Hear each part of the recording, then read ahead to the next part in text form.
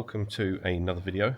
We have with us today a stunning Porsche Macan Turbo S.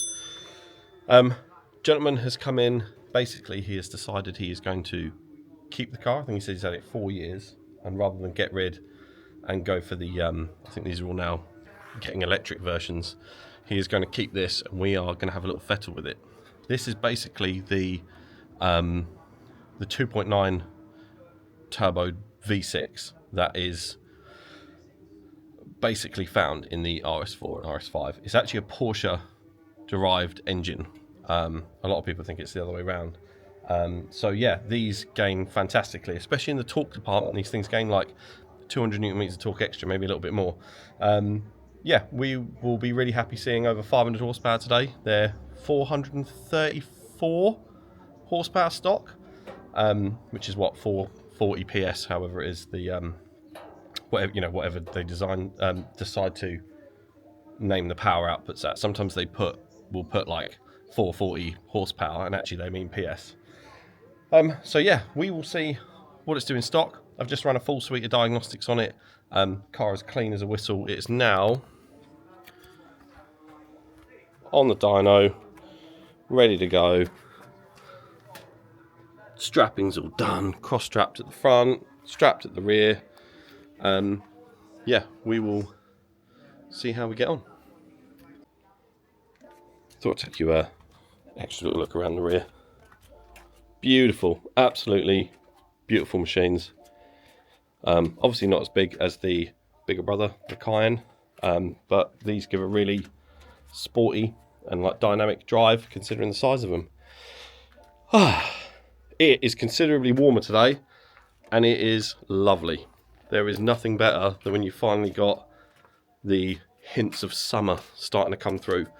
Won't be a problem for temperatures in the cell. We extract the air, I think it's every, what did I calculate it? It's like 6.6 seconds or something.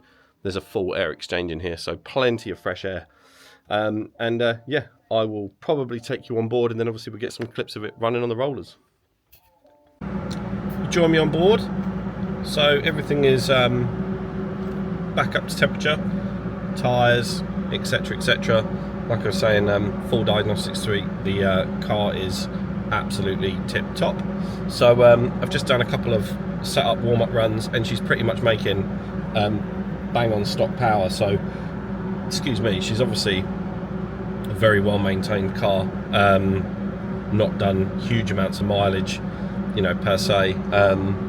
So yeah, the car, the spec on it's flipping awesome. It's got this awesome like cream two-tone like interior with loads of carbon fibre trims and stuff. So I'll get some shots of that as well, because I've not seen one like this before. It's yeah, it's really nice, really well spec'd, very tasteful.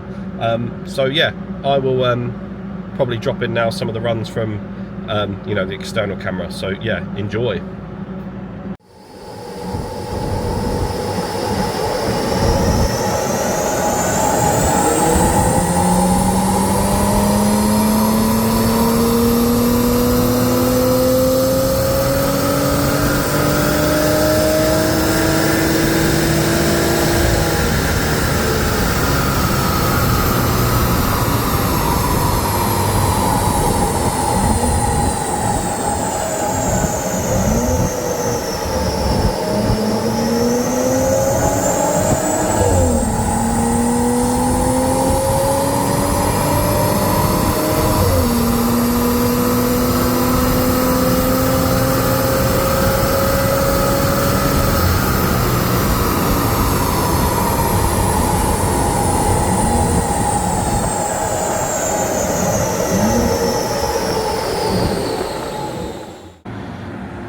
Right, one thing to mention, these are the current generation Bosch MG1 ECUs, so the gasoline versions of the latest ECUs. You've got MG1 for gasoline, MD1 for diesel.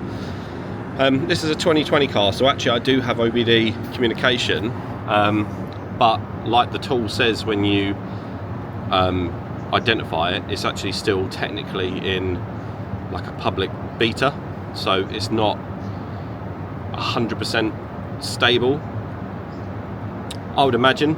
I can't see it actually being an issue, but when the ECU is literally there, you might as well, to save any potential grief, just whip the ECU out and do it on the bench. So I'm actually already a couple of calibrations in. I will update at the end of the video with what it's made. I reckon 1 or 2 more revisions, but everything's so accessible that it's easy. Once you read and write to these things, it literally takes seconds. So you can make your changes, put it on, and it's it literally takes a few seconds and your latest calibration's on there, because obviously you're not changing the whole thing, you're making minor changes. So it's not changing absolutely everything on the ECU again, it's only changing the parts of the you know, the addresses that have actually been changed.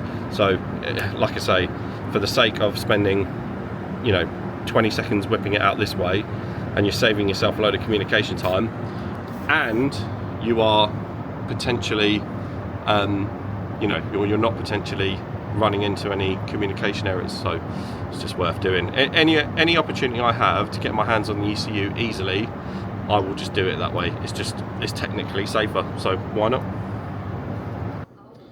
Right, we are all done. Responded really well. Let me quickly pull up the plot and let me cover everything up. So these are booked at 434 horsepower and it pulled 433.72. Booked at 600 newton meters, pulled 618. 528 horsepower, nearly 800 newton meters of torque. So this is going to be quite the difference on the road. Like I say, these V6s are absolute torque monsters.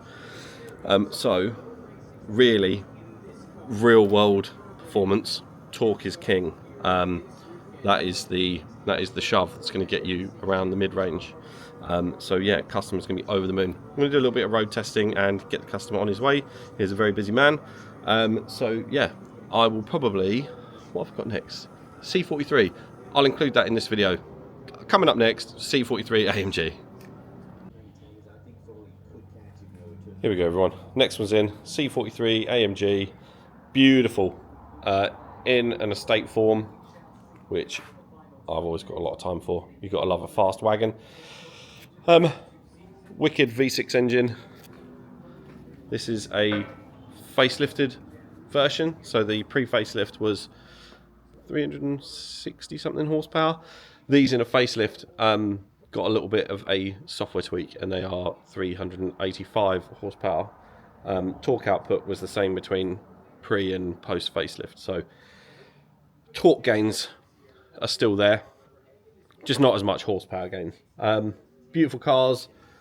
Being a facelift, comes equipped with the 9-speed gearbox. Obviously it's got the, you know, later steering wheel, you know, with like the dual hand controls and all that sort of stuff. So yeah, beautiful car.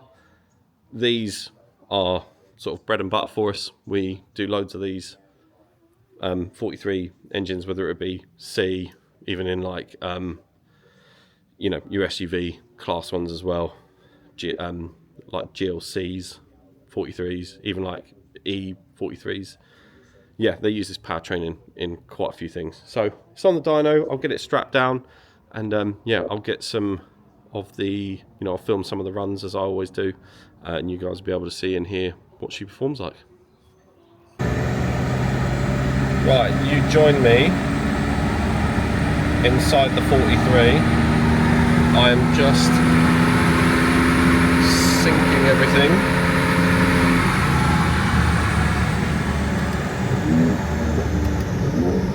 Just bringing everything back up to temperature, sinking the car and the dyno. Customers had a fairly long drive, so as far as powertrain temperatures, that's all still, you know, nicely up to temperature. It's putting a bit of temperature back in the tyres, they cool off a lot quicker. And then obviously syncing car and dyno, so RPMs pretty much marry up. Cool, right, I will do a little bit of a pull. 9-speed gearbox, so these particular cars we run in 5th. It's the 7 speeds that we run in 4th.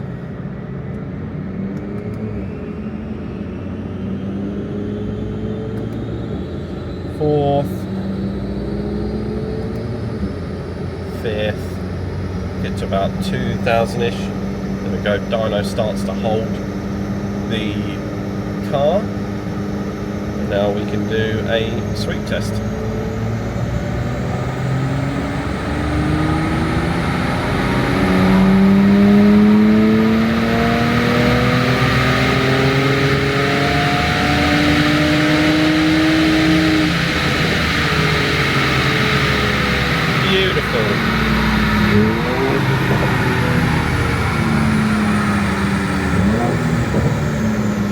Yeah, these sound, the V6s sound really nice. I wonder if something has been fettled with, because this is a 2019, which is a facelift car, which is the OPF models, and they are generally a lot quieter than the pre-facelift.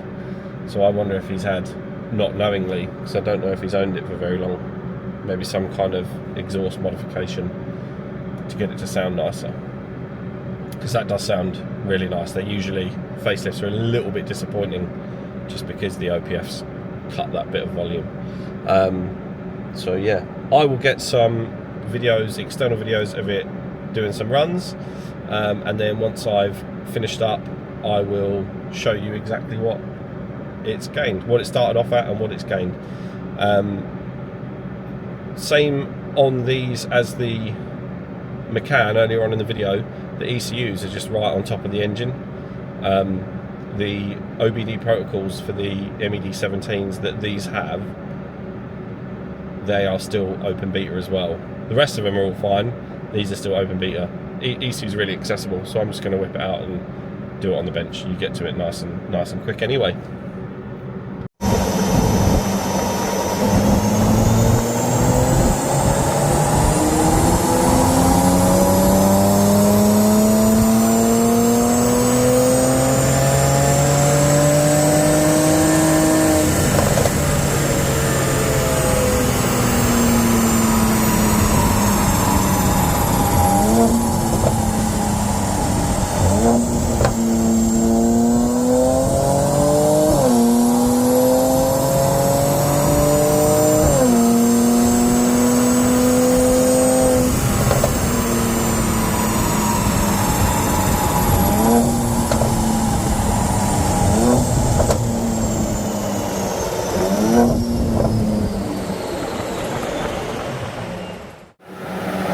Right, 1 second.